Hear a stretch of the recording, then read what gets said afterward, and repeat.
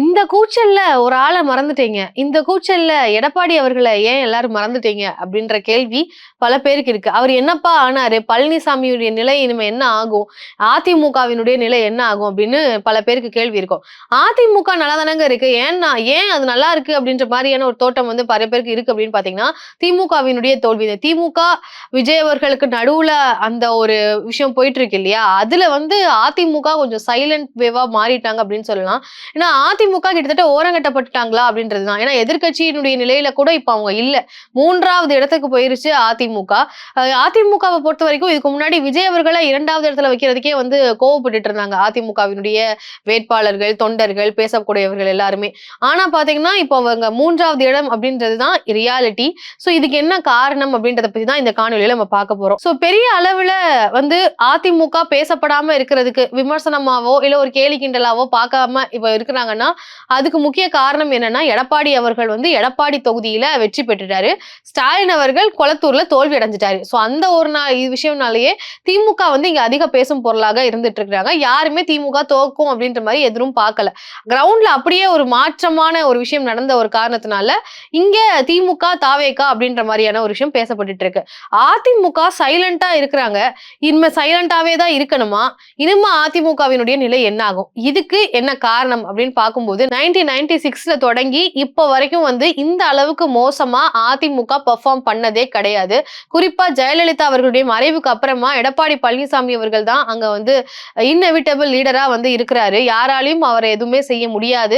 என்ன எதிர்ப்பு வந்தாலும் நான் தான் இங்க பொதுச் செயலாளர். இருக்க முடிஞ்சா இருங்க, இல்லாட்டி போங்க அப்படின்ற ஒரு மனப்பான்மையில தான் எடப்பாடி அவர்கள் இருக்கிறாங்க. ஆனா இன்னைக்கு எடப்பாடி அவர்களை தலைமையாக வைத்திருக்கக்கூடிய அதிமுகவினுடைய நிலையே ஒரு பரிதாப நிலையில தான் இருக்கு அப்படின்னு சொல்லலாம். ஏன்னா எடப்பாடி பழனிசாமி அவர்கள் ஃப்ரிட்ஜ் குடுப்பேன்னு சொன்னாரு. தீபாவளிக்கு சாரி தரேன்னு சொன்னாரு. சாரினா நல்ல குவாலிட்டியான சாரி தரேன்னு சொன்னாரு. ஆனா இங்க வந்து எது வெற்றி பெற்றிருக்குன்னு பாத்தீங்கன்னா, விஜய் அவர்கள் சொன்ன பெண்களுக்கு பாதுகாப்புன்னு சொன்னதா இருக்கட்டும், அவர் சொல்லக்கூடிய அண்ணன் சீர், தாய்மாமன் சீர் அதுதான் ஆனா மக்கள் மத்தியில ஒர்க் அவுட் ஆயிருக்கு. ரெஃப்ரிஜிரேட்டர் குடுப்பேன்னு சொன்னாலும் இங்க அதிமுகவுக்கு இனிமே வேலை இல்ல அப்படின்ற மாரி மக்களினுடைய தீர்ப்பு ரொம்ப ஸ்ட்ராங்கா விஜய் அவர்களை நோக்கி தான் இருக்கே தவிர திமுகவோ, அதிமுகவோ அப்படின்ற அந்த ஒரு வாய்ப்பே இல்லாத ஒரு சூழல தான் இப்போ ஏற்படுத்தியிருக்கிறாங்க தமிழக மக்கள். அதிமுக அப்படின்ற ஒரு கட்சிய பொறுத்தவரைக்கும் முக்குளத்தோர் சமுதாயத்தில இருந்து பெரிய அளவு ஒரு வாக்கு வங்கி அப்படின்றது அதிமுகவுக்கு இருக்கு. அதுக்கு காரணம் பல விஷயங்கள் இருக்கு, பல ஃபேக்டர்ஸ் இருக்கு. ஆனா இந்த தேர்தல்ல அந்த முக்குளத்தோர் சமுதாயத்தினுடைய வாக்குகள் பெரிய அளவுல அதிமுகவுக்கு வராம போயிருக்கு. அடி வாங்கியிருக்காங்க அப்படின்றதே பார்க்க முடியுது. ஒரு வகையில இப்படி சொல்லியிருந்தாலும், இன்னொரு வகையில அதிமுகவ வந்து காப்பாத்தி விட்டதே அந்த ஓபிசி சமுதாய வாக்குகள் அப்படின்றது தான். அதையும் நம்ம மறுக்க முடியாது. இப்போ ஈரோடு மாதிரியான வெஸ்ட் சைட்ல எல்லாம் அதிமுக வந்து ஒரு பெரிய ஒரு கோட்டைய கட்டி வச்சிருந்தாங்க. ஆனா இந்த வாட்டி அங்கேயும் அதிமுக ஒண்ணும் இல்லாம போயிருக்கிறாங்க. இப்போ முக்குளத்தோர் சமுதாயத்திலையும் பெரிய அளவு அதிமுக அடி வாங்கி இருக்கிறதுக்கு முக்கிய காரணம் சசிகலா அவர்கள். சசிகலா அவர்கள் தன்னுடைய கட்சியில இருந்து வேட்பாளர்களை களமிறக்குனது மட்டும் இல்லாம, இவர் துரோகி, பழனிசாமி வந்து துரோகி அப்படின்னு சொல்லி அந்த கேம்பெயின் பண்ணதுன்றது பெரிய அளவு ஓட்ட வந்து பிரிச்சு அதிமுக என்டிஏ அலைன்ஸை வந்து தோக்கடிச்சிருக்கிறாங்க அப்படின்றதையும் பார்க்க முடியுது. இவங்க பாடம் கத்துக் கொடுக்கணும், திமுகவும் தோக்கணும், இவங்களும் தோக்கணும், நான் ஜெயிக்கணும்னு சொன்னது வேணா நடக்காம இருக்கலாம். ஆனா அவங்க சொன்ன ஒரு விஷயம் நடந்திருக்கு. எடப்பாடி பழனிசாமி அவர்களினுடைய அதிமுகவை தோக்கடிக்கணும், அவங்களுக்கு பாடம் கத்துக் கொடுக்கணும்னு சொன்னாங்க. அது ஒரு வகையில நடந்திருக்குன்னு சொல்லலாம். ஏன்னா ஓட்ட பிரிச்சு பல இடங்கள்ல அதிமுகவினுடைய வேட்பாளர்கள் தோக்குறதுக்கு ஒரு முக்கிய காரணமா சசிகலா அவர்கள் இருக்கிறாங்க. டிடிவி அவர்களை வந்து அதிமுகவினுடைய அந்த என்டிஏ அலைன்ஸ்ல வைக்கிறதன் மூலமா அந்த முக்குளத்தோர் சமுதாய வாக்குகளை வந்து கெயின் பண்ணிடலாம் அப்படின்றது எடப்பாடி அவர்களுடைய கணக்கா இருந்தது. ஆனா அது பெரிய அளவுல ஒர்க் அவுட் ஆகல. சவுத்தை பொறுத்த வரைக்கும் 58 இடங்கள்ல 5 இடங்கள்ல தான் ஜெயிச்சிருக்கிறாங்க. சோ இதுவுமே பெரிய அளவு ஒர்க் அவுட் ஆகல. டிடிவி அவருடைய பிரசன்ஸ் வந்து பெரிய அளவு எடுபடல அப்படின்றத பார்க்க முடியுது. அது மட்டும் இல்லாம அலைன்ஸ் ஃபேக்டர்னு வரும்போது இரண்டாவது விஷயம் அலைன்ஸ் ஃபேக்டர்னு வரும்பொழுது தாவேகாவை பெரிய அளவுல அலைன்ஸ்குள்ள கொண்டு வரணும்னு சொல்லி அதிமுக முன்னாடியே முயற்சி பண்ணாங்க. பெரிய அளவு அது கை கொடுக்காததுனால பாஜக கூடயே வந்து அவங்களுடைய கூட்டணியை அமைச்சாங்க. ஒரு வருஷத்துக்கு முன்னாடியே பாஜகவோட ஒட்டும் இல்ல உறவும் இல்ல அப்படின்னு சொல்லிட்டு திருப்பியும் பாஜகவோட கூட்டணி வச்சாங்க. அண்ணாமலை அவர்கள் அண்ணாதுரை அவர்களையும் ஜெயலலிதா அவர்களையும் விமர்சனம் பண்ணி பேசினதுக்கு அப்புறமா தான் அந்த ஒரு கூட்டணி முறிவு அப்படின்றது நடந்துச்சு. அதுக்கப்புறமா இந்த தேர்தல்ல திருப்பியும் கூட்டணி வச்சாங்க. அது பெரிய அளவு எடுபட்டுச்சான்னு கேட்டீங்கன்னா, கேம்பெயின் பண்றதுலயே அவங்களுக்கு நெறைய இடங்கள்ல சிரமத்த குடுத்துச்சு. குறிப்பா பாத்தீங்கன்னா, சேப்பாக், ட்ரிப்ளிகேன் இந்த மாரியான பகுதிகள்ல, இந்த தொகுதிகள்ல எல்லாம் திமுக தான் இப்ப வெற்றி பெற்றிருக்காங்க. உதயநிதி ஸ்டாலின் தான் வெற்றி பெற்றிருக்காரு. அங்க கணிசமா பாத்தீங்கன்னா, இஸ்லாமியர்கள் அதிகம். இங்க பாஜகவோட சேர்ந்து கேம்பெயின் பண்றதுக்கே ஜெயக்குமார் அவர்கள் வந்து ஒரு தயக்கம் காட்டினாரு. பாஜகவோட கொடியோட வர்றதுக்கே அங்க தயக்கம் இருந்துச்சு. பாஜகவினர் வேணாம், நானே அங்க கேம்பெயின் பண்ணிக்கிறேன் அப்படின்னு தனியா போய் தான் கேம்பெயினே பண்ணாங்க. ஆனாலுமே அங்க அவங்களால ஜெயிக்க முடியல அப்படின்றத பார்க்க முடியுது. சோ இந்த அலைன்ஸ் ஃபேக்டரும் ஒரு வகையில ஒரு இன்ஃப்ளூயன்ஷியல் ஃபேக்டரா மாறி அதிமுகவினுடைய அந்த கோர் வோட்டர்ஸ் அப்படின்றது மிஸ் ஆனதுக்கு ஒரு காரணமா இருக்காங்க. இந்த அலைன்ஸ பத்தி எல்லாம் எதிர்க்கட்சிகள் விமர்சனம் வைக்கும் போதெல்லாம் எடப்பாடி பழனிசாமி அவர்கள் கலைஞருடைய ஆட்சியில வாஜ்பாயுடைய வந்து பாஜக வந்து கூட்டணி வச்சு பாஜகவோட திமுக கூட்டணி வச்சாங்க அப்படின்றத சொல்லி டிஃபெண்ட் பண்ணாலுமே எதிர்க்கட்சிகள் ரொம்ப ஸ்ட்ராங்கா எடப்பாடி அவர்கள் வந்து மேல சொல்லிதான் கீழே கேட்கிறாரு, இவரே வந்து ஒரு தனிச்சையா ஒரு முடிவு எடுக்க மாட்டாரு அப்படின்ற மாதிரி விமர்சனம் பண்ணாங்க. என்டிஏ அலைன்ஸ் அப்படின்றத நியூ டெல்லி அலைன்ஸ் அப்படின்னு சொல்லி ஃப்ரேம் பண்ணி பயங்கரமா வந்து விமர்சனத்தை முன் வச்சாங்க.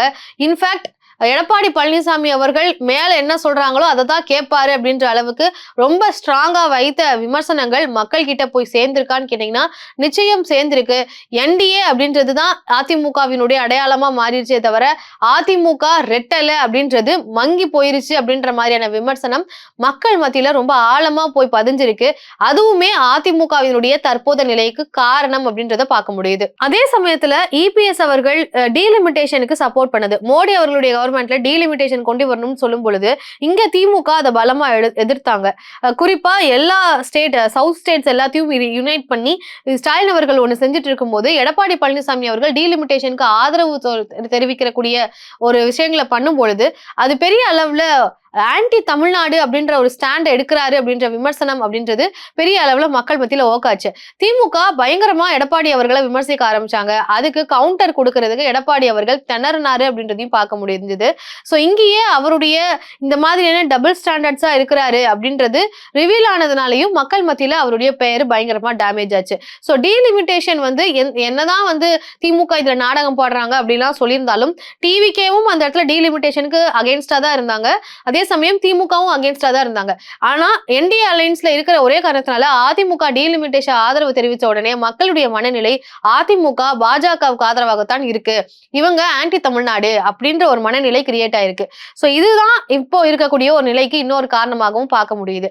சோ அது மட்டும் இல்லாம அலைன்ஸ் பார்ட்டிஸ் அப்படின்ற விஷயங்கள்லாம் வரும்பொழுது சீட்டு பேரங்களா இருக்கட்டும் எல்லா இடங்களுக்குமே வந்து தலைமையை வந்து கேட்கணும் அப்படின்ற மாதிரி சென்ட்ரல்ல கேட்டுதான் டிசைட் பண்றாரு அப்படின்ற அந்த ஒரு விஷயமுமே வந்து அமித்ஷா அவர்களை சந்திக்க போறது இந்த இது எல்லாமே தலைமையினுடைய இன்எஃபிஷியன்ஸை காட்டுறதாக மக்கள் உணர்ந்தாங்க. சோ இந்த மாதிரியான விஷயங்கள் காரணமாகத்தான் அதிமுக தற்போது இப்படி படுதோல்வி அடைஞ்சதுக்கு காரணம் அப்படின்னு பார்க்க முடியுது. 3வது இடத்துல தள்ளப்பட்டிருக்கிறாங்க அப்படின்றதுக்கு காரணம் ஏன்னா அதிமுக மாதிரியான ஒரு கட்சி திமுக படைக்க முடியாத ஒரு வரலாறை கூட படைச்ச ஒரு கட்சி அப்படின்னு பார்க்க முடியுது. தொடர்ந்து வெற்றி எல்லாம் தக்க வச்சிருந்தாங்க. அவ்வளவு பெரிய கரிஸ்மாட்டிக்கான லீடர்ஷிப் இருந்த ஒரு கட்சி இப்போ தற்போது இப்படி இருக்கிறதுக்கு காரணமாக ஒரு வகையில தலைமையும் பார்க்கப்படுது. இப்போ அதிமுகவினுடைய தலைமை புதுமைப்படுத்திக்க வேண்டிய ஒரு கட்டாயத்திலையும் இருக்கு. அதே சமயம் இப்ப இருக்கக்கூடிய சூழலுக்கு தகுந்த மாதிரி யூத் ஃபேக்டர்ஸா இருக்கட்டும் அர்பன் ரூரல் ஏரியாஸ்ல எல்லாம் திருப்பி அவங்கள ரீபில்ட் பண்ண வேண்டிய ஒரு கட்டாயத்துல இருக்கிறாங்க. சோ அதிமுகவை பொறுத்த வரைக்கும் இந்த விஷயங்கள் எல்லாத்தையும் சரி செஞ்சா மட்டுமே இன்னும் அவங்க களத்துல வந்து ஸ்ட்ராங்கா இருக்க முடியும். ஏன்னா ஆர்கனைசேஷன் ரீதியாக அவங்களுக்கு இவ்வளவு பெரிய கேடர்ஸ் எல்லாம் இருந்தா கூட தொடர்ந்து வெற்றி அப்படின்றது தொண்டர்களுக்கே ஒரு அதிருப்தியை தான் கொடுத்துட்டு இருக்கு. ஏற்கனவே பெரிய ஆட்கள் எல்லாருமே திமுகவை நோக்கி போனாங்க. இப்போ திமுகவுல இருந்து பல பேர் வந்து தாவேகாவுக்கு போறதுக்கு வாய்ப்பு இருக்கு. சோ இப்படியெல்லாம் இருக்கக்கூடிய சூழல்ல அதிமுக இன்னும் இதே நிலையில இருந்தாங்கன்னா ரொம்ப கஷ்டம் அப்படின்ற ஒரு சூழல்ல தான் இருக்கிறாங்க. உங்களுக்கு என்ன தோணுது?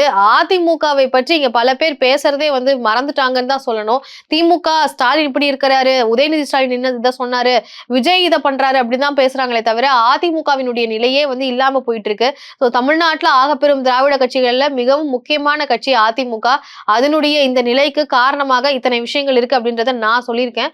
உங்களுக்கு என்ன தோணுது அப்படின்றத கண்டிப்பா கமெண்ட்ல பதிவு பண்ணுங்க. நன்றி.